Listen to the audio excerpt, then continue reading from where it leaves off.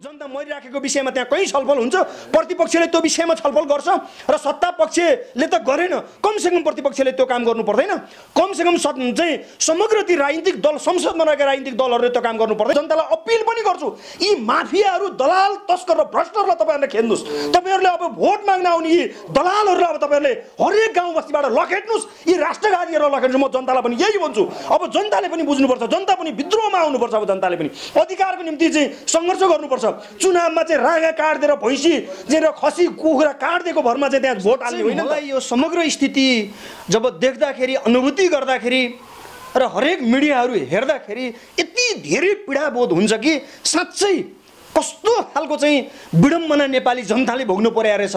नेपाली जनता हुनुमा के साँच्चै चाहिँ यो अपराधै हो त? जनता सङ्घर्षमा उत्रिनेवाला छन्, जनता विद्रोहमा उत्रिनेवाला छन्। कसैले यी दलालहरूले, यी राष्ट्रघातीहरूले, यी तस्करहरूले, यी माफियाहरूले चाहिँ अब यिनीहरूले चाहिँ नसोचे हुन्छ। यिनीहरूले आफ्नो चिहान आफै खनिसकेका छन्। यी सब माफिया र दलालका नायकहरू हुन्। अब सरकार छैन, सरकार मर्यो भन्ने कुरो चाहिँ यो समग्र अहिलेको परिस्थितिले पुष्टि गर्छ। जनता मरिराखेका छन्, जनताप्रति चाहिँ जवाबदेही, जिम्मेवार हुनु पर्दैन? जनताले खाना पाइरहेका छन्। आज चाहिँ रोम जलिरहेको छ, निरो बाँसुरी बजाइरहेको छ भन्ने जस्तो आज सरकार आफ्नै बाँसुरी बजाउनमा मस्त छ, सत्ताको बाँसुरी बजाउनमा सरकार मस्त छ।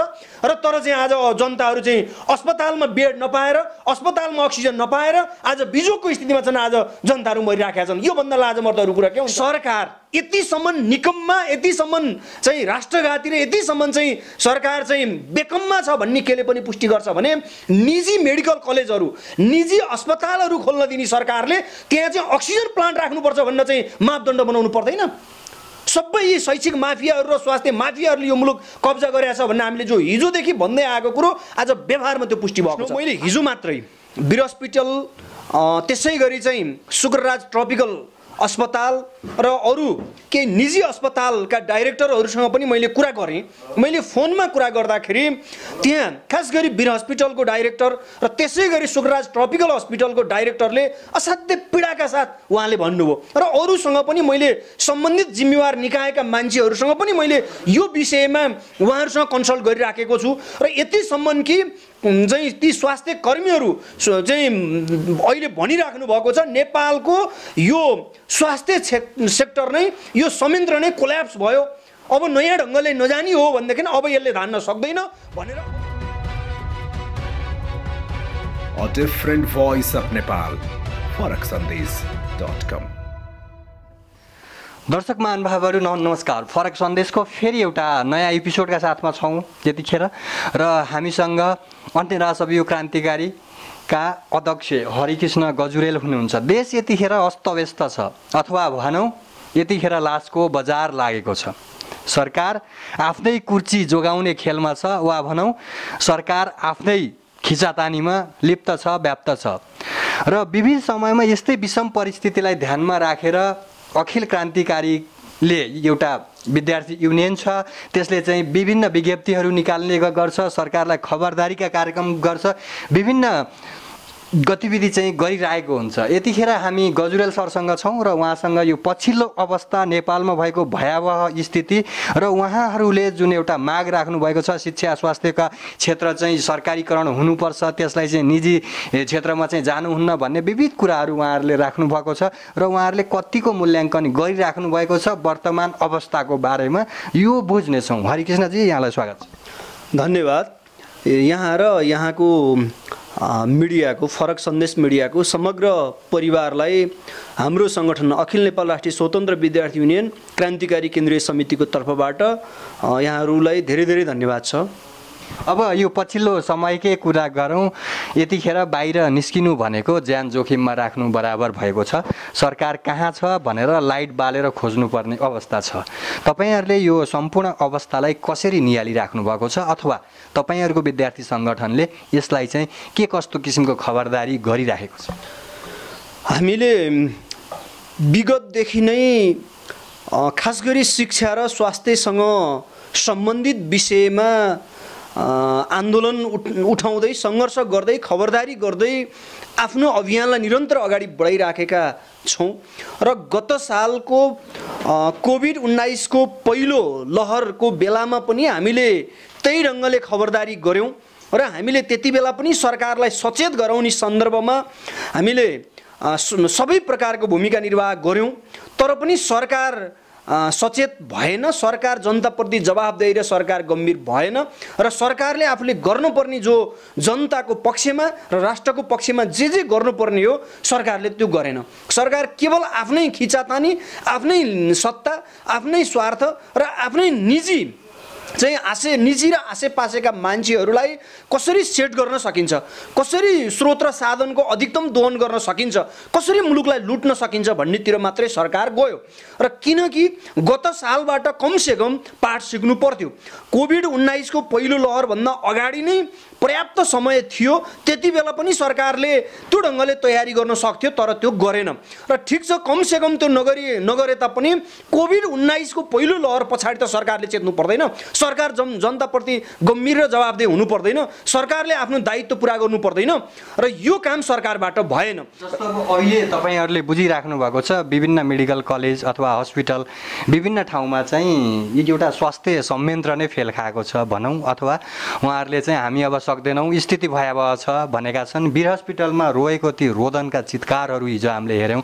यो सबै हेर्दै गर्दाखेरि सरकार कहीँ छ जस्तो लाग्छ कि लाग्दैन तपाईँलाई? एकदम महत्त्वपूर्ण प्रश्न हो। मैले हिजो मात्रै वीर हस्पिटल, त्यसै गरी चाहिँ शुक्रराज ट्रपिकल अस्पताल र अरू केही निजी अस्पतालका डाइरेक्टरहरूसँग पनि मैले कुरा गरेँ।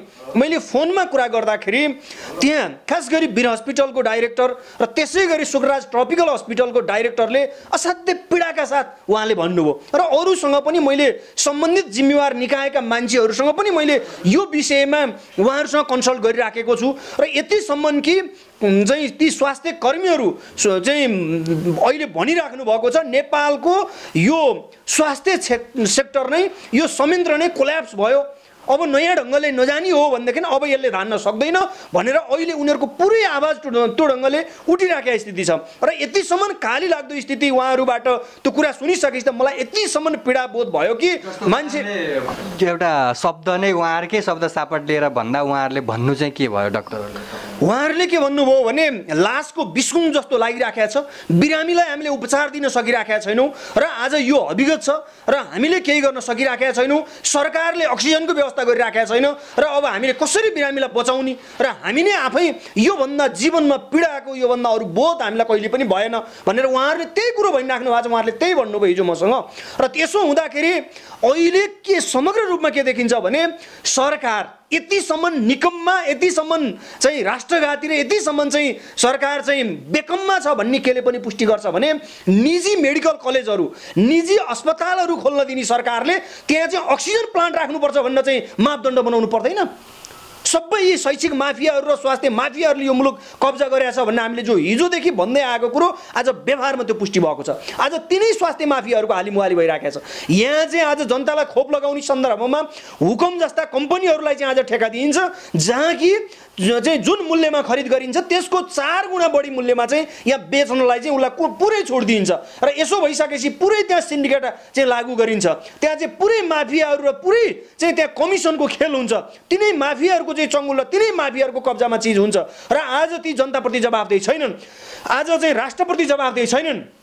सरकारले यो बेलामा जिम्मा लिनु पर्दैन। आज आफ्नै निजी स्वार्थमा उत्तल्लिन्छ, सरकार बनाउने, सरकार बिगार्ने, सरकार भत्काउने र को भन्दा को चाहिँ अगाडि पुग्न सक्ने, कसले चाहिँ त्यो मुलुक लुट्नको लागि त्यसको नेतृत्व गर्न पाउने, यो भन्दा लाजमर्दो अरू कुरा के हुन्छ? त्यसकारण हामी भन्छौँ यो मुलुकमा अहिलेको दलाल प्रतिक्रियावादी राज्य व्यवस्था, यो संसदीय व्यवस्था अब सकियो, यसको आयु धेरै दिन टिक्नेवाला छैन। किनकि जनता मरिराखेका छन्, जनताले स्वास्थ्यको चाहिँ उनीहरूले स्वास्थ्यको विषयमा जनता गम्भीर छन्, जनताले केही पाइराखेका छैन, राज्यबाट चाहिँ जनता प्रताडित छन्, सरकारबाट जनता प्रताडित छन्। सरकार आज चाहिँ रोम जलिरहेको छ, निरो बाँसुरी बजाइरहेको छ भन्ने जस्तो आज सरकार आफ्नै बाँसुरी बजाउनमा मस्त छ, सत्ताको बाँसुरी बजाउनमा सरकार मस्त छ र तर चाहिँ आज जनताहरू चाहिँ अस्पतालमा बेड नपाएर, अस्पतालमा अक्सिजन नपाएर आज बिजोगको स्थितिमा छन्, आज जनताहरू मरिराखेका छन्। योभन्दा लाजमर्दोहरू कुरा के हुन्छ? त्यस कारणले गर्दाखेरि हामी भन्छौँ खबरदार जनताप्रति जवाबदेही हो र अहिले जो मन्त्रीहरू छन् जो चाहिँ सरकारका जिम्मेवार निकायका मान्छेहरू छन् ती आज भागिराखेका छन्। ती चाहिँ कोही कसैले त्यहाँ सम्पर्क गर्दाखेरि उनीहरू सम्पर्कमा आउन चाहँदैनन् र उनीहरूलाई कुनै पनि कुराको मतलब छैन। हिजो मैले महानगरपालिकाको मेयरलाई सम्पर्क गर्न खोजेँ तर महानगरपालिकाको मेयरले फोन उठाउनु भएन। मैले धेरैचोटि कोसिस गरेँ र उत्तर उहाँको फोन उठेन। किन उठ्दैन? अहिले चाहिँ चुनावको बेलामा चाहिँ उनीहरूलाई भोट चाहिएको छ। उनीहरूलाई चाहिँ त्यसै गरी हिजो जनताहरूलाई चाहिँ ओसार्नको निम्ति त्यहाँ चाहिँ जनताहरूलाई चाहिँ त्यो कार्यक्रममा ल्याउनको निम्ति हिजो चाहिँ तछाड मछाड गरेर चाहिँ सब भाडाको व्यवस्था गर्नेहरू सब कुराको व्यवस्था गर्नेहरू आज जनता खान पाइराखेका छन्। आज सडकमा जनताले खान पाइराखेका छन्, मजदुरहरूले खान पाएका छन्, विद्यार्थीहरूले खान पाएका छन्। मैले विश्वविद्यालयका जिम्मेवार पदाधिकारीहरूलाई मैले भनेको छु विद्यार्थीहरू भोकभोके मरिराखेका छन्। यो विषयमा के छ त भन्दाखेरि हामीले के गर्न सक्छौँ भन्ने उनीहरूको चाहिँ यो खालको चाहिँ जवाब छ। त्यसो भइसकेपछि जब जनताप्रति जवाबदेही हुनु पर्दैन। अहिले त राज्य छ छैन, सरकार छ छैन, सरकार कहाँ छ, जनतालाई कुनै पनि चाहिँ सरकार छ भन्ने अनुभूति नै छैन किनकि यिनीहरूले त्यो वातावरण तयार गरेका छन्। त्यसकारण अब यो सरकार यो अहिलेको संसदीय व्यवस्थाको प्रतिनिधित्व गर्ने चाहे चाहिँ नेकपा एमाले होस्, चाहे चाहिँ नेपाली कङ्ग्रेस होस्, चाहे नेकपा चाहिँ माओवादी केन्द्र होस्, सबै यिनीहरू सकिए, सबै मरे। अब किनकि सरकारको तहमा रहेकाहरू अब मृत्युल्य भए। अब यो व्यवस्थामा अहिले जुन ढङ्गले चाहिँ उनीहरू यहाँ चाहिँ हामी छौँ भनेर भनिराखेका छन् अब सरकार छैन, सरकार मर्यो भन्ने कुरो चाहिँ यो समग्र अहिलेको परिस्थितिले पुष्टि गर्छ। जनता मरिराखेका छन्, जनताप्रति चाहिँ जवाबदेही जिम्मेवार हुनु पर्दैन। जनताले खान पाइरहेका छन्, जनताप्रति जिम्मेवार र जवाबदेही हुनु पर्दैन।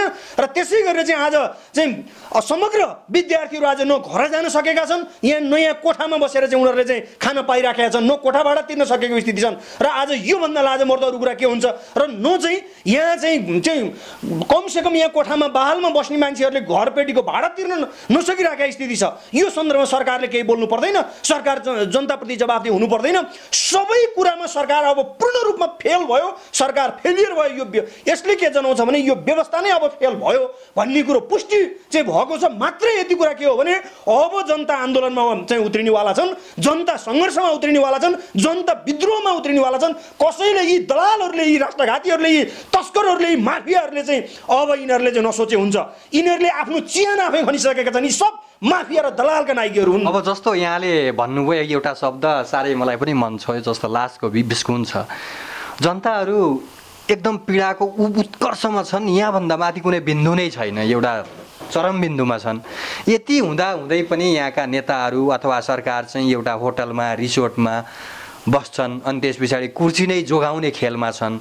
तपाईँ जस्तो एउटा राजनीति गर्दै गरेको मान्छे वा एउटा विद्यार्थीको नेता, तपाईँले यी शब्दहरू सुनिराख्दा र नेताको यी लाचारीपन हेरिराख्दाखेरि तपाईँको मनमा कस्तो खालको विद्रोह पलाइराखेको छ? अब यो असाध्यै महत्त्वपूर्ण चाहिँ प्रश्न राख्नुभयो। साँच्चै मलाई यो समग्र स्थिति जब देख्दाखेरि, अनुभूति गर्दाखेरि र हरेक मिडियाहरू हेर्दाखेरि यति धेरै पीडाबोध हुन्छ कि साँच्चै कस्तो खालको चाहिँ विडम्बना नेपाली जनताले भोग्नु पर्या रहेछ। नेपाली जनता हुनुमा के साँच्चै चाहिँ यो अपराधै हो त भन्ने जस्तो पनि अनुभूति चाहिँ कहिलेकाहीँ मलाई फिल हुन्छ कि। किनकि आज चाहिँ त्यहाँ जब हस्पिटलमा गएर हेर्दाखेरि बिचरा अक्सिजन पाइराखेका छन्। आज 15 मिनटको दौरानमा एउटा हस्पिटलमा चाहिँ 3 जना 5 जना 7 जना मान्छे मरिराखेका छन्। आज भेन्टिलेटर छैन, आइसियु छैन। योभन्दा विडम्बना अरू के हुन्छ? आज रुवावासी छ, सबैतिर रुवावासी छ। र यतिसम्म कि सबैभन्दा अचम्मको कुरा अब यहाँ निजी हस्पिटल खोल्न दिने, ती अस्पतालहरू खोल्न दिने, मेडिकल कलेजहरू खोल्न दिने, तर त्यो अनुमति उसले किन चाहिँ त्यहाँ चाहिँ अक्सिजन प्लान्ट राख्नुपर्छ भनेर चाहिँ उसले त्यो किन सुनिश्चित गर्दैन त? उसले किन त्यो गरेन भन्दा ती माफियाहरूले केही चाहिँ अक्सिजनका उद्योगहरू खोल्नु परेको छ। त्यो माफियाहरूको केही अक्सिजनको उद्योगहरूको चाहिँ संरक्षण गरिदिनु परेको छ किनकि त्यहाँबाट कमिसन आउँछ।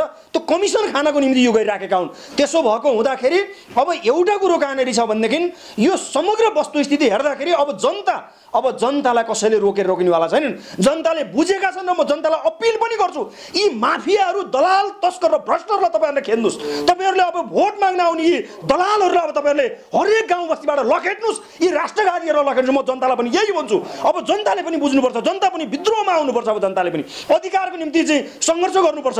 चुनावमा चाहिँ राँगा काटिदिएर भैँसी चाहिँ र खसी कुखुरा काटिदिएको भरमा चाहिँ त्यहाँ भोट हाल्ने होइन नि त, आफू बेच्ने होइन नि त। जनताले पनि यो कुरो बुझ्नु जरुरी छ। अब किनकि यस्तो हविगत बनाइसकेका छन् यी दलालहरूले, यी माफियाहरूले चाहिँ यो मुलुक खाइसकेका छ। तर पनि जनताले फेरि चाहिँ तिनै चाहिँ चुनावमा तिनै दलालका नाइकीहरूलाई ती दलालहरूलाई भोट दिने यो काम गर्नुहुन्न। म जनतालाई पनि यही अपिल गर्न चाहन्छु। अहिले किनकि देशैभरिको जो स्थिति हामीले देखिरहेका छौँ, एमालेको रडाको हेर्नुहोस् त, कहाँ गएर मिल्यो एमालेको रडाको हेर्नुहोस्।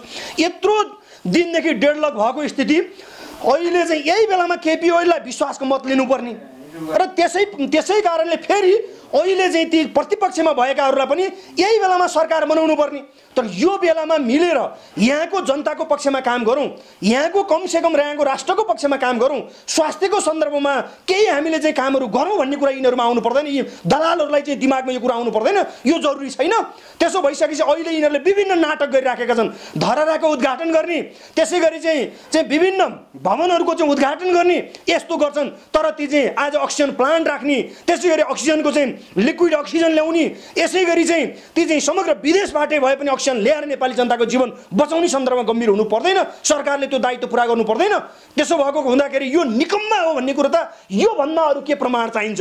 गत सालको त्यस्तो परिस्थिति भोगेर आइसके पछाडि बुद्धि आउनु पर्दैन, अलिकति भए नि चेताउनु पर्दैन।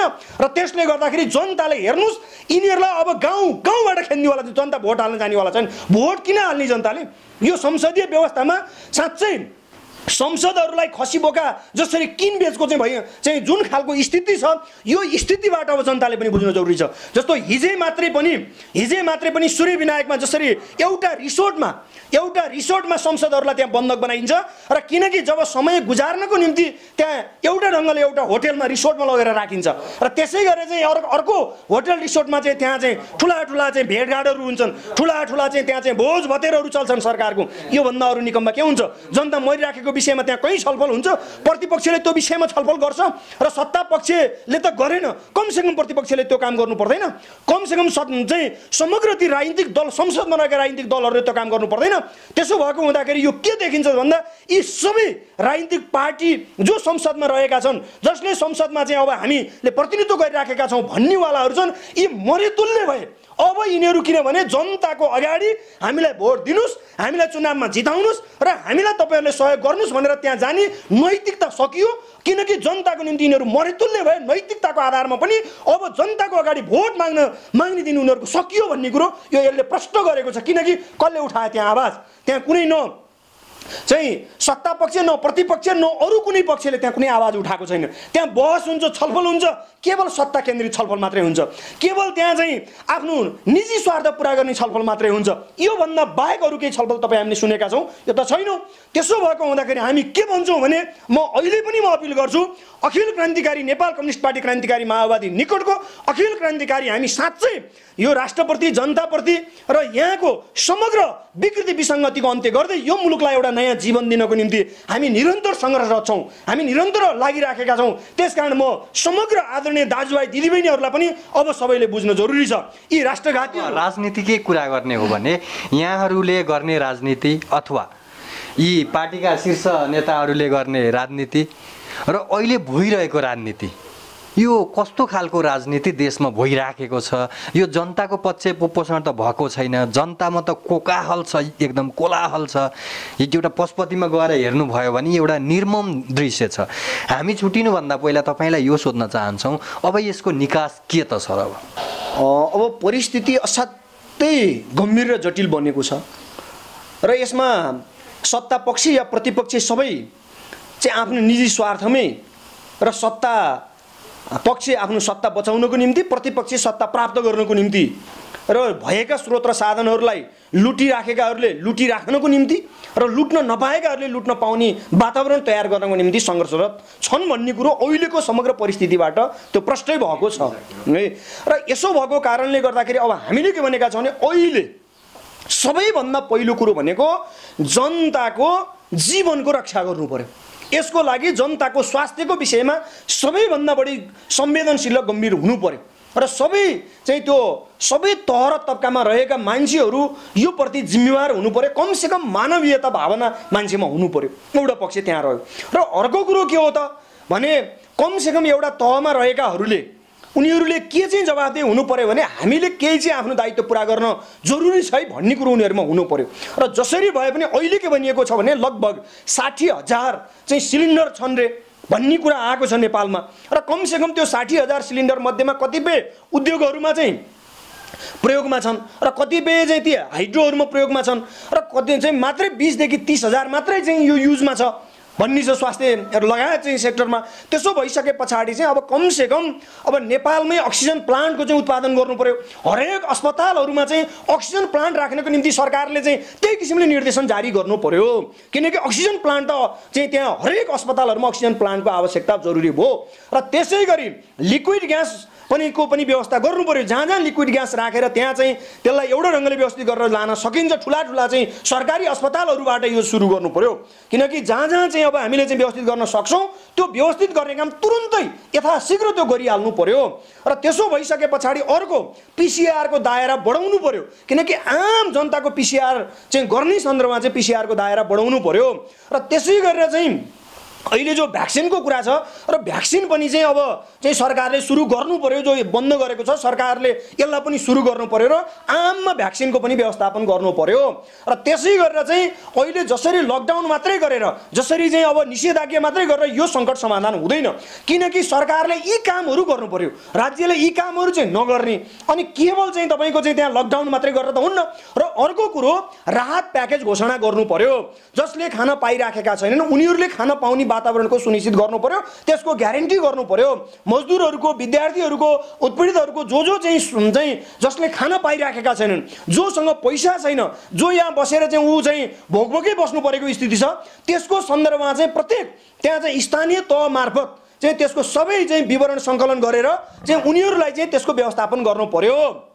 चाहिँ यो काम चाहिँ सरकारको दायित्व हो। अहिले यो काम गर्यो भने र चाहिँ समग्र चाहिँ अब जस्तो चाहिँ जति पनि चाहिँ निजी क्षेत्रहरू छन् उनीहरूलाई पनि सरकारले एउटा ढङ्गले कमान्ड गर्नु पर्यो। त्यहाँ सरकारले के गर्न सकिराखेको छैन भने सरकारले आफ्नो दायरामा ल्याउन सकिराखेको छैन। राज्य नियन्त्रित गराउनु पर्यो, सबै डेटा राज्यसँग हुनु पर्यो, चाहिँ राज्यले त्यसलाई कन्ट्रोल गर्नु पर्यो, राज्यको कमान्डमा हुनु पर्यो, राज्यको कन्ट्रोलमा हुनु पर्यो, अनि चिज ठिक ठाउँमा अगाडि बढ्छ। तर यो अराजक ढङ्गले, भद्रकोर ढङ्गले, यो पुरै चाहिँ यो अस्तव्यस्त ढङ्गले जसरी यो भइराखेको छ, गतिविधिहरू भइराखेको छ, यसले ठिक ठाउँमा पुग्दैन। र अर्को कुरो जो चाहिँ जनप्रतिनिधिहरू भनिएका छन्, चाहे चाहिँ प्रतिनिधि सभा, चाहे प्रदेश सभा, चाहे स्थानीय तह, हरेक ठाउँमा चाहिँ उनीहरू जनताप्रति जवाबदेह हुनु पर्यो। र यो भयो भने हामीले यो समस्याको समाधान गर्न सक्छौँ। र त्यसै गरी आगामी दिनमा हामीमा चेतना आउनु पर्यो, किनकि हस्पिटलहरू चाहिँ खोल्ने विषयमा हाम्रो ध्यान केन्द्रित नहुने होइन, विद्यालयहरू, विश्वविद्यालयहरू खोल्नेतिर ध्यान केन्द्रित नहुने, मेडिकल कलेजहरू खोल्ने सन्दर्भमा ध्यान केन्द्रित नहुने, तर केन्द्रित हुन्छ कहाँ भने चाहिँ यी विभिन्न खालका चाहिँ अब चाहिँ अनावश्यक ठाउँहरूमा चाहिँ पैसा खर्च गर्ने र चाहिँ प्रधानमन्त्रीको चाहिँ कार्यालयमा चाहिँ चिया खर्चमा 20 अरब रुपियाँ खर्च भइदिने जस्तो यसले मुलुक कहाँ पुग्छ। त्यसो भइसके पछाडि चाहिँ अनावश्यक चाहिँ चिजहरूमा चाहिँ पैसा खर्च हुने र यसले परिस्थितिलाई कहाँ पुर्याउँछ। र त्यसो भएको कारणले गर्दाखेरि अब यी कामहरू गर्न जरुरी छ। यदि यी कामहरू नगर्ने, केवल लकडाउनको चाहिँ मात्रै चाहिँ लकडाउनको मिति मात्रै थपिदिने, निषेधाज्ञा मात्रै बढाइदिएर मात्रै यो समस्या समाधान हुनेवाला हुन्छ। हरिकृष्णजी, यहाँसँग यो बसाइमा धेरै कुराकानी भए र यहाँले भनेका कुराहरू सरकारले पक्कै पनि मनन गर्नुपर्छ र आम जनता खालि यही सरकारको आशमा बसिराखेका छन् अथवा यो सरकारको आश नगरेर आश गर्ने ठाउँ पनि छैन, सरकारभन्दा बाहिर जाने ठाउँ पनि छैन र सरकारले खालि लासै मात्रै गर्ने काम पनि नहोस् भन्दै हामी छुट्टिन्छौँ। त्योभन्दा पहिला केही भन्न चाहनुहुन्छ भनेर यहाँसम्म आएर नेपाल कम्युनिस्ट पार्टी क्रान्तिकारी माओवादी निकट अखिल क्रान्तिकारी को गतिविधिको सन्दर्भमा हामीलाई राख्ने जुन अवसर दिनुभयो र खास गरी चाहिँ त्यो हाम्रा चाहिँ विचारहरूलाई सम्प्रेषण गर्ने जो चाहिँ अवसर दिनुभयो त्यसको लागि फरक सन्देश परिवारलाई नै म हार्दिक धन्यवाद भन्न चाहन्छु। र खास गरी अहिले म अन्तमा के भन्न चाहन्छु भने हामी सबै संयमित हुँदै अहिलेको जो खालको स्थिति छ, कोभिडको जो दोस्रो लहरबाट चाहिँ जुन ढङ्गले हामी चाहिँ ग्रसित भइराखेका छौँ, यो बेलामा हामी असाध्यै संयमित भएर हामी अगाडि बढ्न जरुरी छ। यसको लागि हामी सबै आफ्नो ठाउँबाट पनि हामी जिम्मेवार बनौँ र अहिले सरकारलाई पनि घचघच्याउँ र सरकार जो राज्य जनताप्रति जवाबदेही हुन जरुरी छ र राज्यलाई पनि हामी अपिल गर्छौँ। मैले अघि नै पनि भनिसकेँ र कमसेकम चाहिँ राज्यले यो काम अहिले गरोस्, सरकारले यो काम गरोस् र यो काम यति मात्रै काम सरकारले गर्यो भने पनि यो समस्यामा केही हदसम्म चाहिँ यसले चाहिँ निराकरण ल्याउन यसले एउटा खालको भूमिका निर्वाह हुन्छ। र त्यसो हुँदाखेरि अब समग्रमा यसले के पुष्टि गरेको संसदीय व्यवस्थाबाट यो मुलुकको विकास समृद्धि सम्भव छैन, राष्ट्रियता जनजीविका र जनतन्त्रको सुनिश्चित सम्भव छैन र शिक्षा र स्वास्थ्यको सुनिश्चित सम्भव छैन। त्यसो हुँदाखेरि हामीले समग्र रूपमा राष्ट्रियता जनतन्त्र जनजीविकाको सुनिश्चित गर्दै शिक्षा र स्वास्थ्यलाई आम जनताको मौलिक हकमा स्थापित गर्दै साँच्चै यो मुलुकमा भएका सबै प्रकारका विकृति विसङ्गतिको अन्त्य गर्दै मुलुकको स्रोत र साधनलाई अधिकतम उपयोग गर्दै र चाहिँ रोजगार नपाएर चाहिँ आज भौतारिन बाध्य र विवश भएका र विदेशमा चाहिँ रोजगारीको निम्ति रहन बाध्य भएका युवा नौजवानहरूलाई पनि नेपालमै रोजगारको व्यवस्था गर्दै हामी अगाडि बढ्न सक्यौँ भने यो मुलुकलाई हामी विश्वमै एउटा नमुनाको मुलुकको रूपमा हामी रूपान्तरण गर्न सक्छौँ। साँच्चै नेपाललाई चाहिँ एउटा विकसित मुलुकको रूपमा रूपान्तरण गर्न सक्छौँ र आफ्नै स्वत्वमा आफ्नै चाहिँ एउटा स्वाधीनतामा आफ्नै स्वाभिमान हामी स्थापना गर्न सक्छौँ र यसको लागि हामी दृढताका साथ अगाडि बढौँ र अहिलेको व्यवस्थाबाट यो सम्भव छैन र नयाँ व्यवस्थाको लागि हामी अगाडि बढौँ र समग्र रूपमा चाहिँ अहिलेको दलाल प्रतिक्रियावादी राज्य व्यवस्था हो भन्ने कुरो समग्र अहिलेको गतिविधिले यो पुष्टि पनि भइसकेको छ। त्यसो हुँदाखेरि नेपालमा अहिलेको दलाल प्रतिक्रियावादी राज्य व्यवस्थालाई ध्वंस गर्दै जनताको सशस्त्र जनविद्रोह मार्फत चाहिँ समग्र रूपमा नयाँ जनवादी क्रान्ति सम्पन्न गर्दै नयाँ जनवादी राज्य व्यवस्था हुँदै वैज्ञानिक समाजवादसम्म पुग्न जरुरी छ। जबसम्म हामी चाहिँ आन्दोलनलाई हामीले अगाडि बढाउँदैनौँ तबसम्म हामीले अधिकार मागेर हामीले प्राप्त गर्न सक्दैनौँ। त्यसकारण हामी आन्दोलनमा जान सङ्घर्षमा जान जरुरी छ र यसको निम्ति म आम स्वदेश र विदेशमा रहेका सबै विद्यार्थीहरू अभिभावकहरू शिक्षकहरू लगायत आम आदरणीय दाजुभाइ तथा दिदीबहिनीहरूलाई पनि अब आन्दोलनको लागि सङ्घर्षको लागि विद्रोहको लागि अधिकारको लागि अब मैदानमा उभिनको लागि पनि म अपिल गर्छु। किनकि अहिले हामी आफ्नो ढङ्गले हामी रौँ तर हामी बेला आइसकेपछि हामी सङ्घर्षमा जान जरुरी हुन्छ। त्यसको लागि हामी अहिले तयारी अवस्थामा रहनको लागि म अपिल गर्दै र वैज्ञानिक समाजवादसम्म स्थापनाको महान अभियानमा हामी अगाडि बढ्न जरुरी हुन्छ। त्यसको लागि चाहिँ हामी सबै हामी एक ढिक्का भएर दृढताका साथ अगाडि बढ्न जरुरी हुन्छ। त्यसको लागि सबैलाई म अपिल गर्दै म सबैलाई आन्दोलनको आँधीबेरी सृष्टि गर्दै यहाँका सबै प्रकारका विकृति विसङ्गतिको अन्त्य गर्दै सबैको अधिकार सुनिश्चित भएको राज्य व्यवस्था स्थापनाको निम्ति हामी सबै त्यो महान अभियानमा समाहित भएर अगाडि बढौँ। त्यसको लागि हामी नेपाल कम्युनिस्ट पार्टी क्रान्तिकारी माओवादी देशभक्त जनगणतान्त्रिक मोर्चा र अखिल क्रान्तिकारी सधैँ तयार छ, प्रतिबद्ध छ र चाहिँ हामी सधैँ तपाईँहरूको साथमा छौँ र हामी यो मुलुकको भाग्य र भविष्य निर्माणको लागि हामी प्रतिबद्ध छौँ। त्यसको सशक्त नेतृत्वदायी भूमिका निर्वाह गर्दै अगाडि बढ्न हामी कटिबद्ध छौँ भन्ने कुरा पनि म प्रश्न पार्न चाहन्छु।